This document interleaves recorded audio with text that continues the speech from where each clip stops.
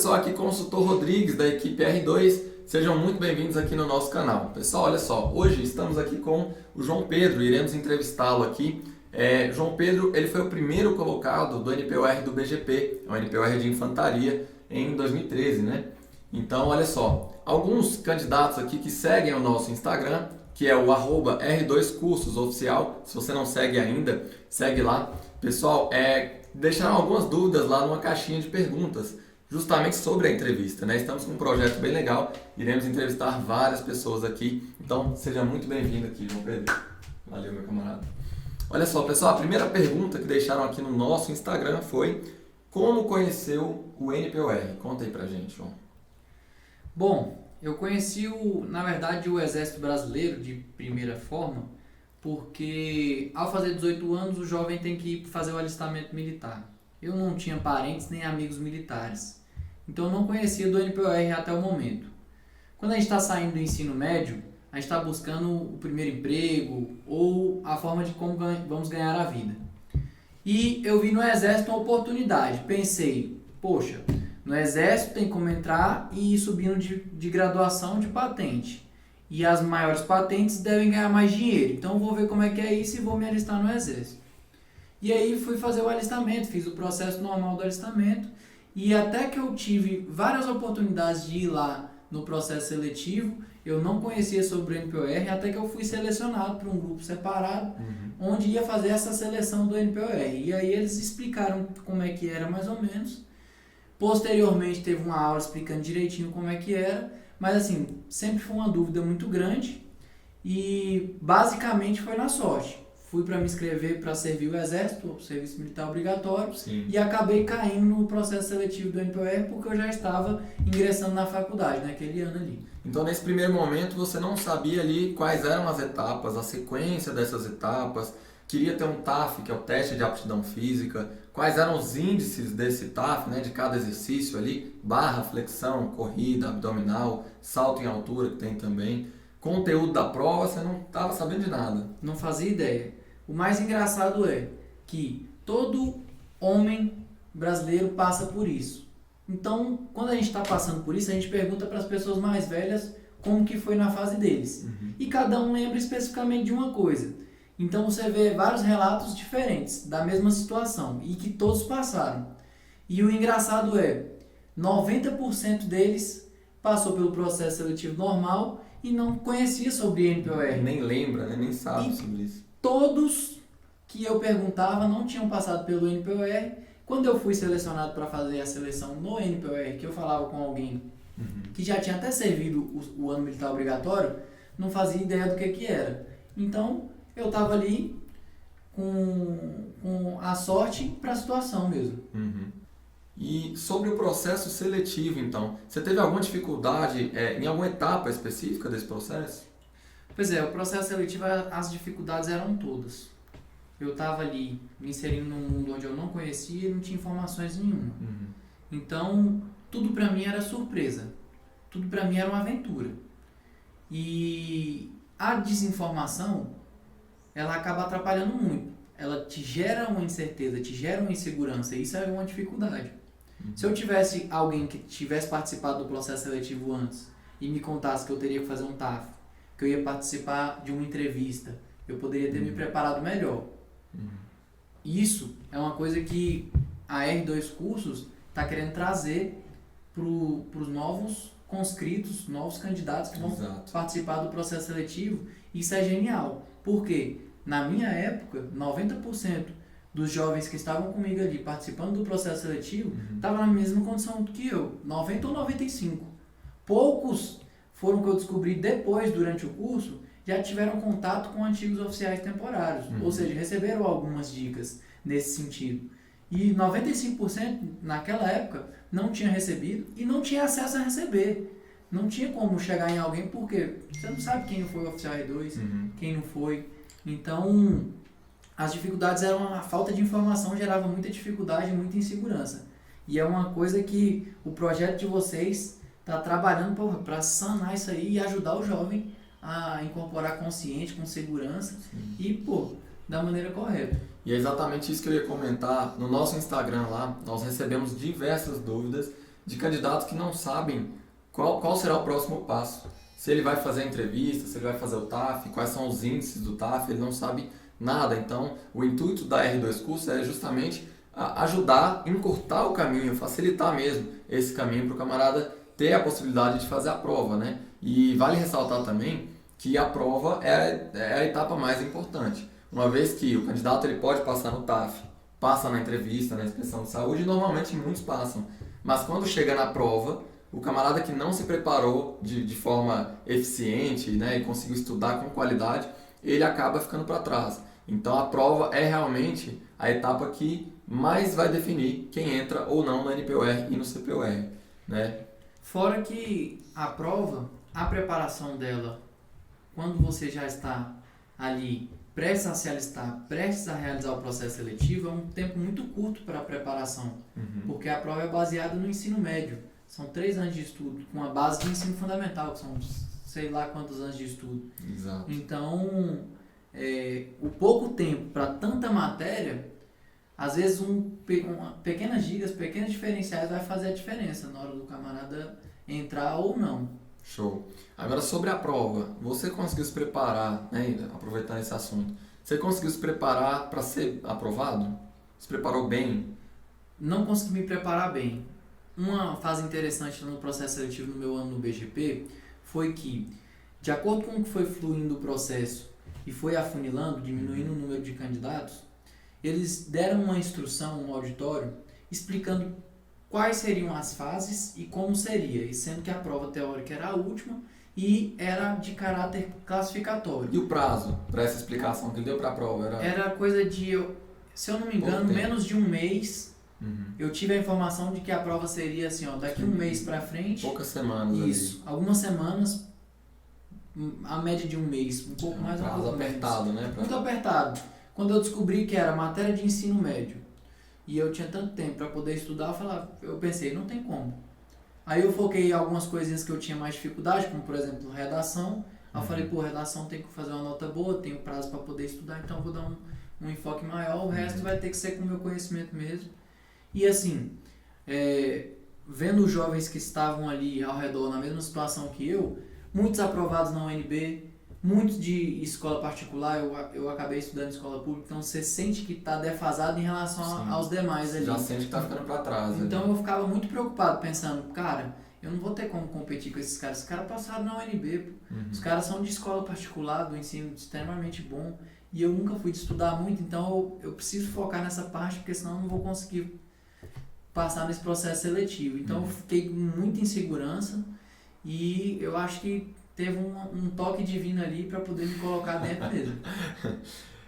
Exatamente, olha só, mais uma dúvida aqui. Foi muito ralado o curso de formação, né, quando você conseguiu entrar? Qual que foi a sua maior dificuldade lá nesse curso de formação? O curso de formação é um curso ralado, o estresse físico, a mudança de quando você é um cidadão civil. A adaptação, né? Quando você vai para a área militar, de Força Armada, ela é drástica.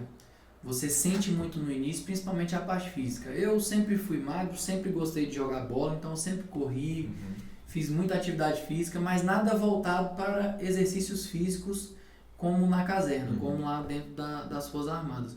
Barra nunca tinha feito, flexão, corrida contínua, né? Eu sempre corria assim, né? Vou jogar um futebol, vamos brincar um pique-pega, alguma coisa nesse sentido. Era um treinamento específico para os TAFs, né? Para a vida militar. Quando eu descobri no processo seletivo que teria o TAF, eu fui testar para ver se eu ia conseguir. Como eu era leve, eu consegui os índices mínimos ali com certa facilidade, mas também não cheguei fazendo o máximo das repetições que eram autorizadas a fazer. Sim. Tinha gente que já chegava fazendo todos os índices certinho, fazia o movimento da barra correta. Eu nem fazia barra da maneira correta, que é a pegada pronada. Eu fazia ela, se me pedisse para eu fazer uma barra assim, eu ligava na barra dessa forma.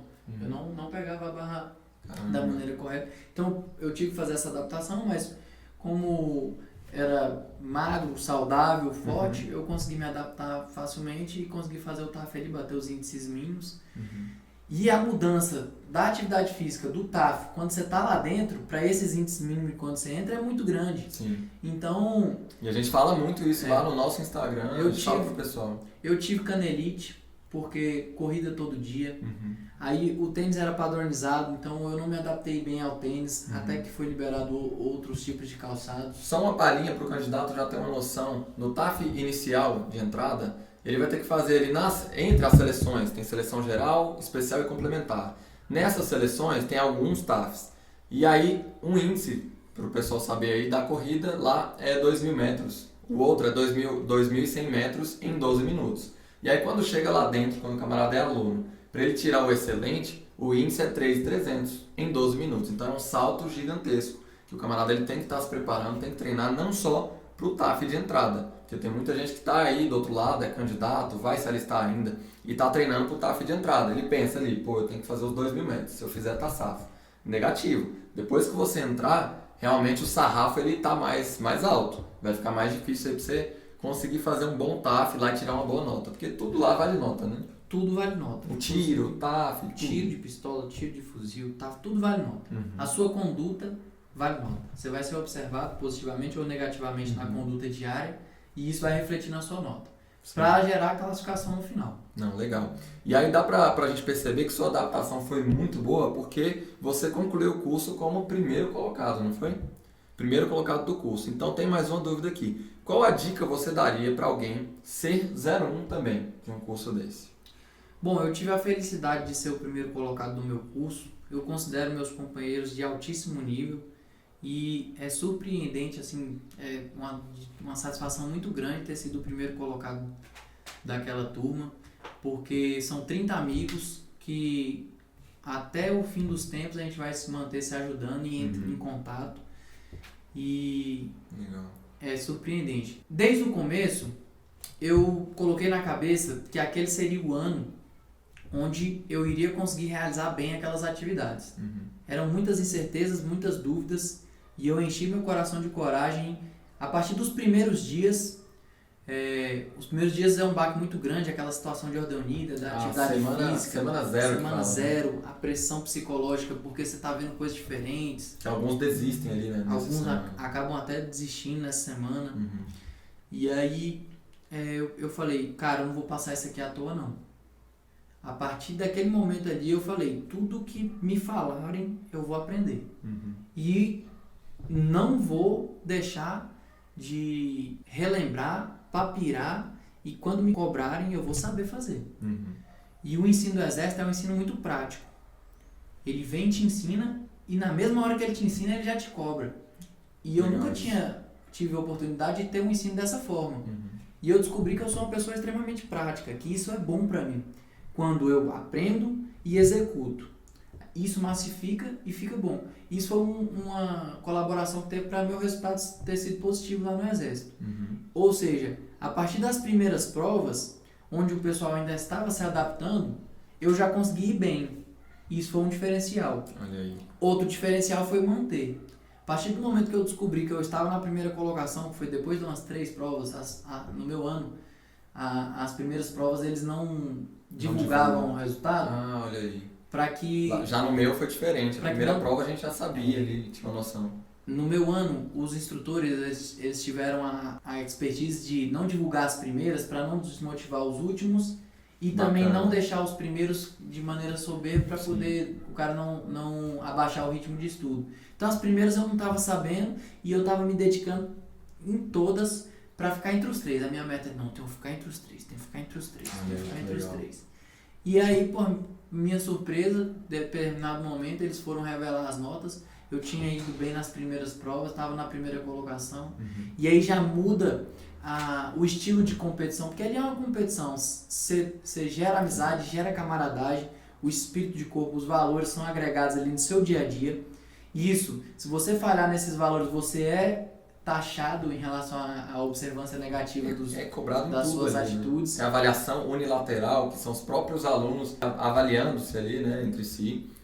Isso é muito legal.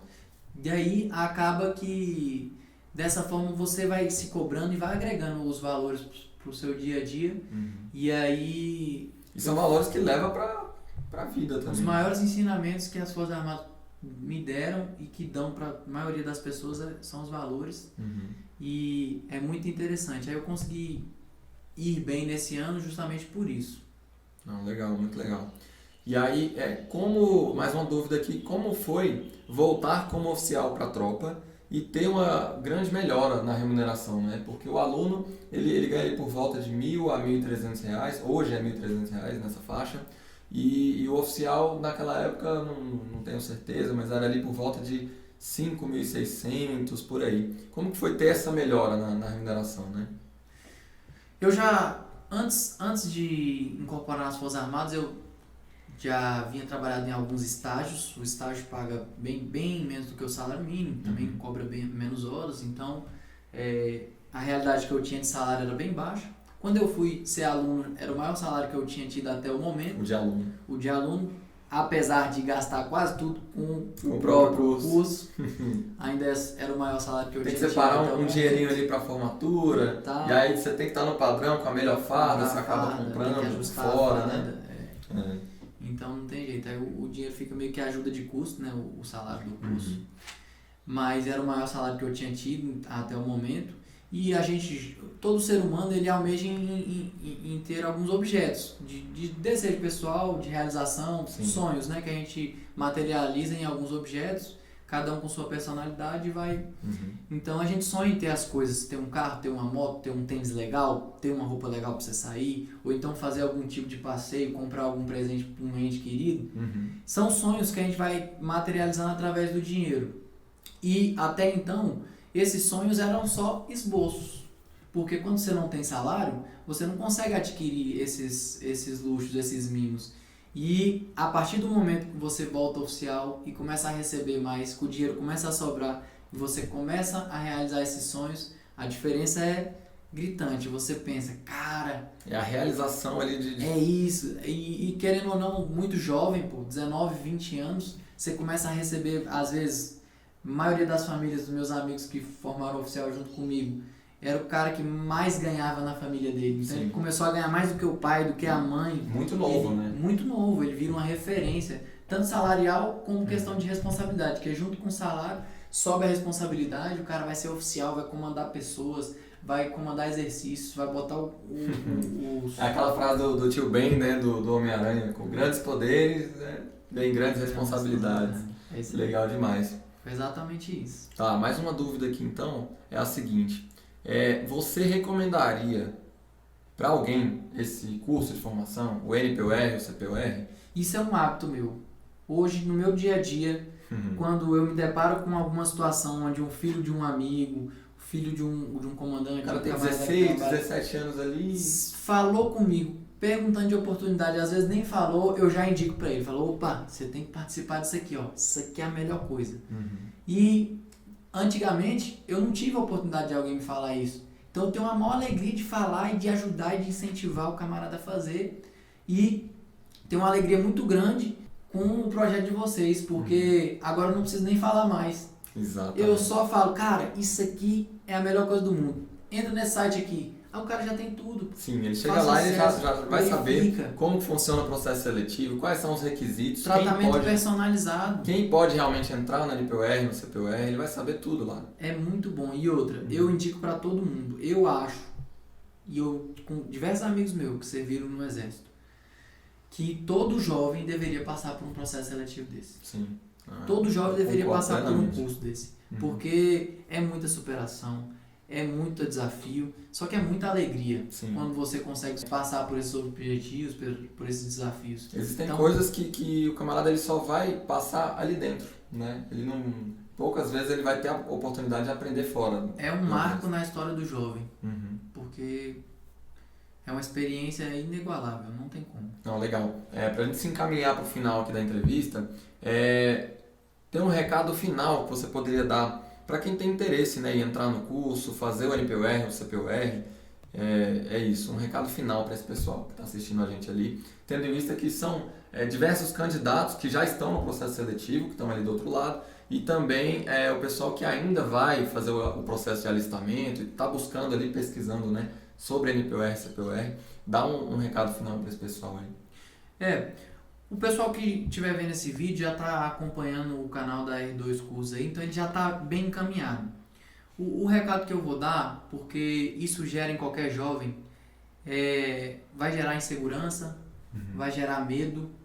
E foi dos meus maiores aprendizados nas Forças Armadas. Coragem. Medo é normal. A diferença é como você vai agir perante ao medo. A coragem, ela vai te trazer resultados. Então, vença seus medos, coloque energia positiva nas atitudes que você vai fazer, que isso vai te trazer resultados. Outra coisa é disciplina. Se propôs a fazer uma coisa, vá e faça bem feito.